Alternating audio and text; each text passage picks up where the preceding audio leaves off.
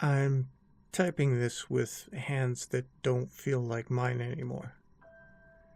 Every time I hit a key, I expect my fingernails to just pop off.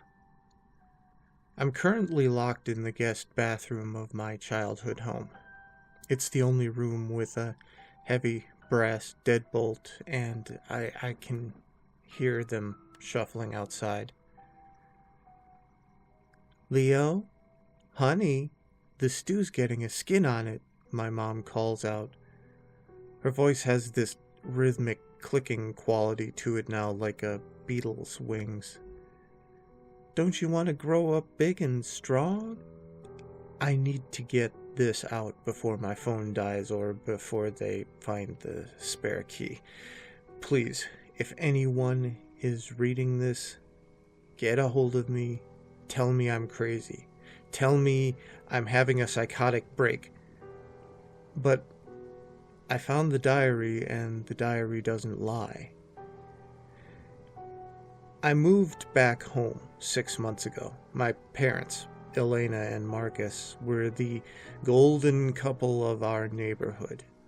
Mom was the type to drop off sourdough starters to neighbors. Dad was the high school football coach who still gave those rib-cracking bear hugs.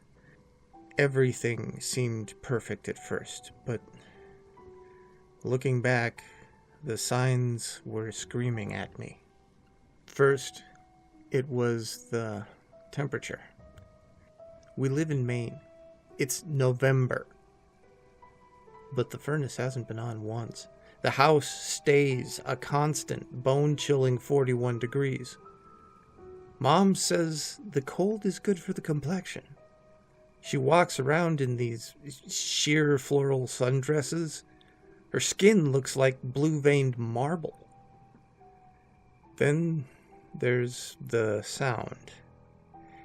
They don't walk anymore. They drag.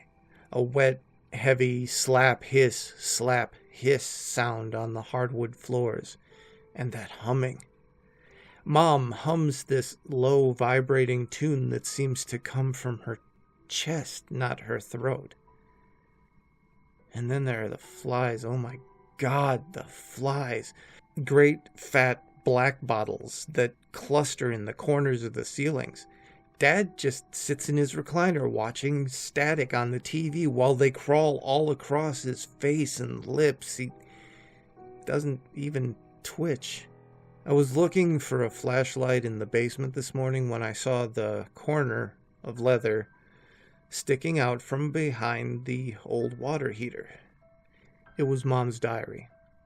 The cover was damp, smelling of wet earth and copper, so I read it, and I'm going to transcribe the entries here that broke me.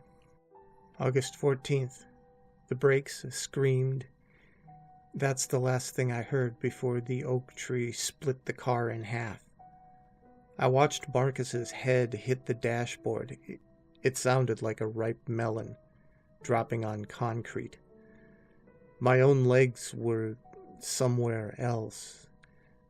I felt the cold coming for us, but then he appeared. The man in the gray suit.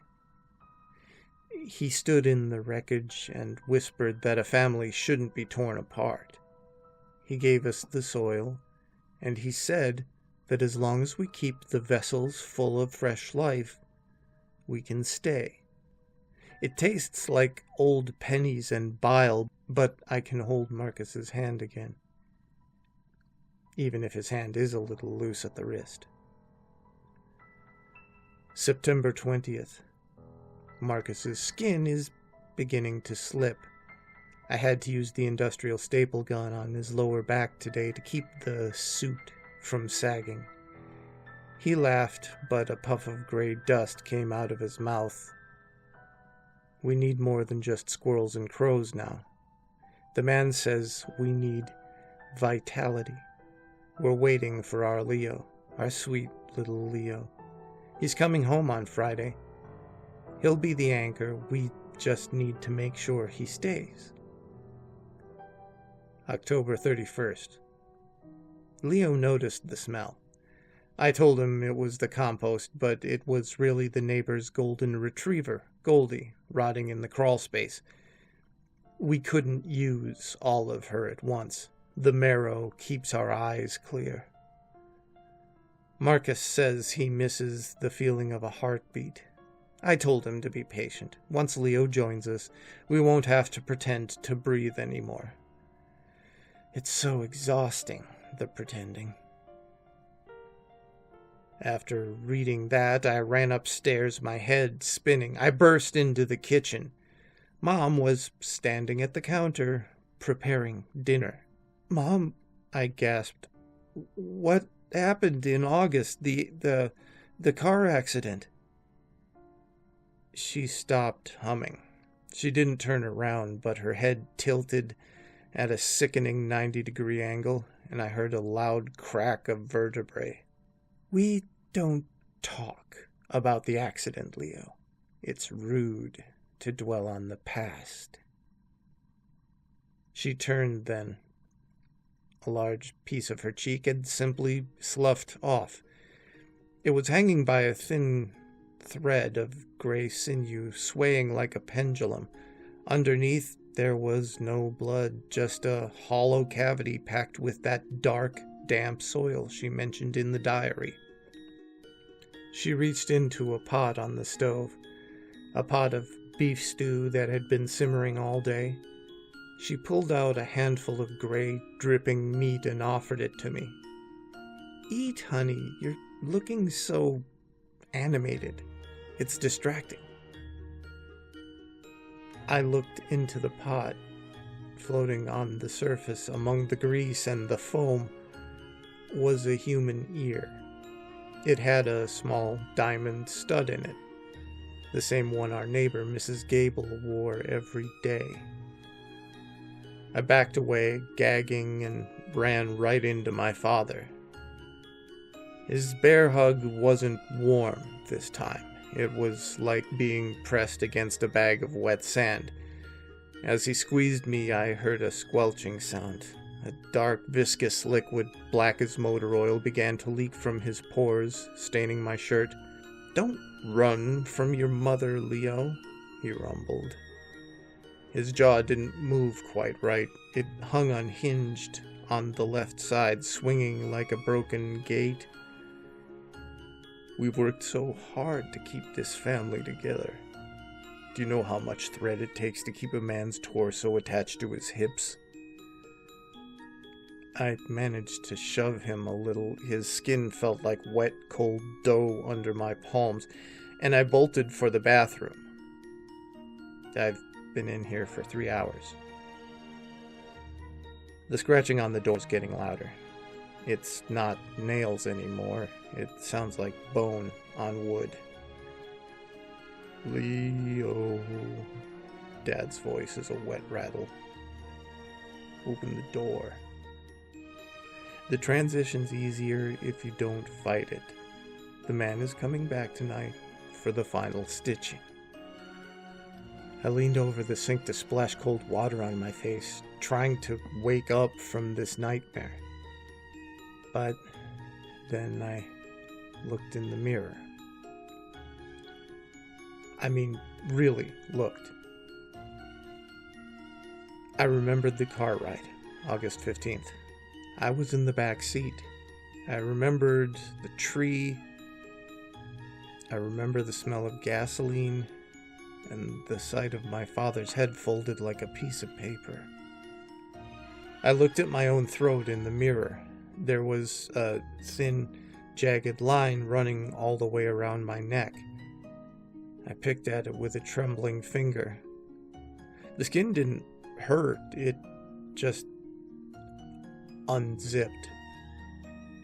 Inside the wound, there wasn't a windpipe or veins. There was only this thick black twine, neatly stitching my head onto my shoulders.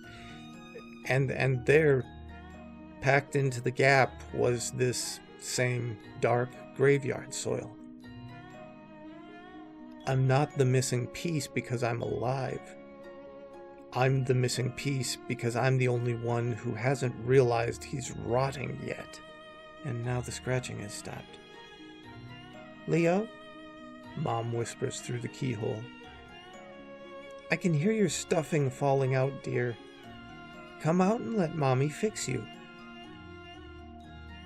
I'm looking at the window. It's a long drop, but if I jump, will I even break, or will I just burst apart like a dropped bag of groceries? I don't know what to do. What do I do? Do I jump, or do I let her sew me back together? Update. I'm losing my mind. Mom just slid a 6-inch upholstery needle under the door. It's dripping with that black oily sludge, and she's whispering through the wood about how loose my neck looks. She says she just needs to tack me down so I don't wander off. The sound from the hallway has changed now. Dad isn't using his hands to knock anymore. It sounds like he's just swinging his head against the door. Every time he hits it, I hear a wet, squelching sound like a bag of mud hitting a wall. I'm standing on the toilet now, reaching for the window latch. My hands are gray, and when I move my wrist, I can hear the dirt shifting inside, like a sandbox. I've decided I'm going to jump. It's a 12-foot drop to the driveway, and if I hit the pavement and don't break, or if I don't bleed, well, I guess I'll have my answer. If my phone survives the fall, I'll update you.